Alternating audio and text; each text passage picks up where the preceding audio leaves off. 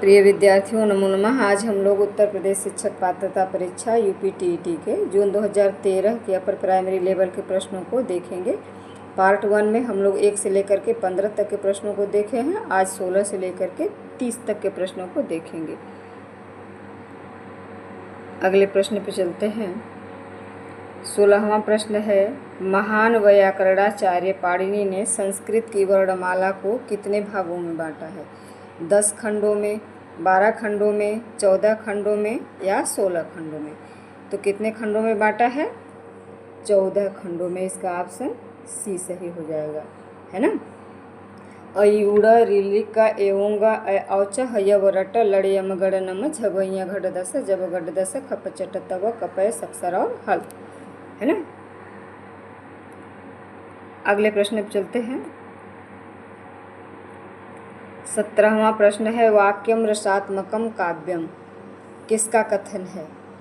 आचार्य मम्मट का, आनंदवर्धनाचार्य का, आचार्य विश्वनाथ का या कवि कालिदास का? तो कौन सा ऑप्शन सही हो जाएगा? ऑप्शन सी, आचार्य विश्वनाथ का कथन है। अगले प्रश्न पे चलते हैं। 18वां है, पंडित जगन्नाथ ने काव्य की परिभाषा दी है क्या? वाक्यम रसात्मकम काव्यम, बी रमणीयार्थ प्रतिपादकः शब्दः काव्यम, शब्दार्थौ सहितौ काव्यम, ननु शब्दार्थौ काव्यम। तो इसका कौन सा सही हो जाएगा? इसका बी सही हो जाएगा, रमणीयार्थ प्रतिपादकः शब्दः काव्यम। अगले प्रश्न पे चलते हैं। 19वां, दूत वाक्यम किसकी रचना है? भास की, भवभूति की, भारवी की या कवि कालिदास की? तो दूत वाक्यम महाकवि भास की रचना है। ऑप्शन ए सही हो जाएगा। और भवभूति इनकी रचनाएं हैं उत्तर रामचरितम, महावीर चरितम तथा मालती माधवम। भारवी की रचना है किरातार्जुनीयम और कालिदास की रचनाएं 7 हैं, रघुवंशम, कुमार संभवम, मेघदूतम, मालविकाग्निमित्रम, विक्रमोर्वश्यम, अभिज्ञान शाकुंतलम इत्यादि। अगले प्रश्न पे चलते हैं। 20वें प्रश्न पे चलते हैं। उमेशः शब्द में किस सूत्र के अनुसार संधि की गई है? इको यड़ची, आदगुड़ह, खरीच या तोरली? तो कौन सा सही हो जाएगा? आदगुड़ह से। ऑप्शन बी सही हो जाएगा, है ना। आदगुड़ह के अनुसार इसमें संधि हुई है उमेशः, उमा प्लस ईशः बराबर उमेशः। अगले प्रश्न पे चलते हैं।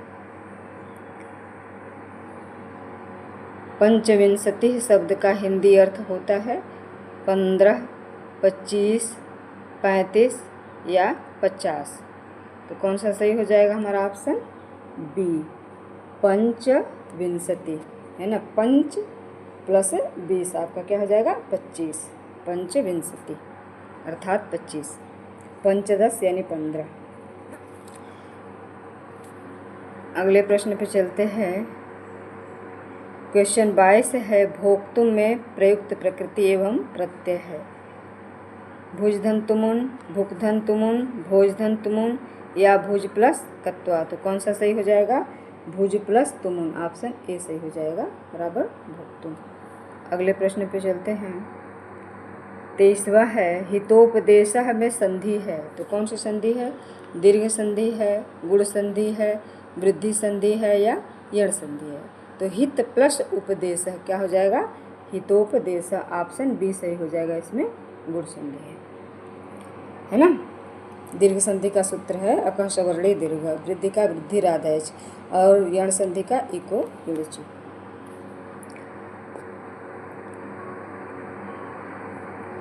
अगला है 24वां प्रश्न।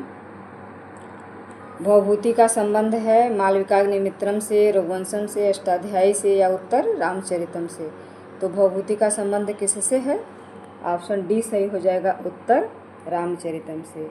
मालविकाग्निमित्रम तथा रघुवंश महाकाव्य में कालिदास की कृति है, अष्टाध्यायी महर्षि पाणिनि की रचना है। अगला है क्वेश्चन 25वां। 25वां है, पीताम्बरम का विग्रह है पीतम च तत् अम्बरम, पीतम अम्बरम यस्य स, पीतम अम्बरम येन स, पीतम अम्बरम यस्मिन् स। तो कौन सा सही हो जाएगा? इसका ऑप्शन ए सही हो जाएगा, पीतम च तत् अम्बरम, अर्थात पीला वस्त्र। समास कौन सा हो जाएगा? कर्मधारय समास।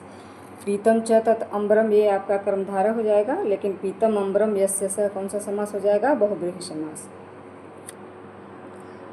अगले प्रश्न पे चलते हैं। 26वां है, गलत वर्तनी वाला शब्द है पुल्लिंग, स्त्रीलिंग, नपुंसकलिंग या उभयलिंग। तो इसका ऑप्शन ए सही हो जाएगा आपका पुल्लिंग। ये शब्द आपका क्या है? अशुद्ध है। अगला प्रश्न है 27वां, राजपुत्र में समास है। तो राजपुत्र में कौन सा समास है? तत्पुरुष, कर्मधारय, द्विगु या बेभाव। तो राजपुरुष में कौन सा समास हो जाएगा? तत्पुरुष समास हो जाएगा। राज्ञ पुरुष है, राजा का पुरुष। अगले प्रश्न पर चलते हैं। 28वां है, चंद्रशेखर में समास है। तत्पुरुष, अव्ययी भाव, बहुव्रीहि या द्वंद्व समास। तो इसमें क्या है? चंद्रशेखरे यस्य स कौन सा समास हो जाएगा? ऑप्शन सी बहुव्रीहि समास, है ना। किसी तीसरे पद की विशेषता बता रहा है, तो इसमें कौन सा समास हो जाएगा? बहुव्रीहि समास। अगले प्रश्न पर चलते हैं। 29वां है, निम्नांकित में से कौन द्विकर्मक धातु नहीं है? कृष, दंड, मन या मत। तो कौन सा हो जाएगा आपका? ऑप्शन सी सही हो जाएगा आपका। मन धातु जो है ये आपकी द्विकर्मक धातु नहीं है। लेकिन जो कृष, दंड, मत ये सब क्या है? दुह, याच, पच, दंड, रुद्ध, प्रछ, ची, ब्रू, सास, जी, मथ, मुस, ने, हिरि, कृष्व ये सब क्या है? आपके द्विकर्मक धातुएं हैं। इसके 2 कर्म होते हैं ना। अगले प्रश्न पे चलते हैं। अगला है, छंदानुगत शिक्षण प्रणाली है किसकी? गद्य की, पद्य की, व्याकरण की या कथा की। तो कौन सा ऑप्शन सही हो जाएगा आपका? ऑप्शन बी, ये पद्य की प्रणाली है। ठीक है, तो ये 30 प्रश्न हमारे पूरे हुए। नमो नमः।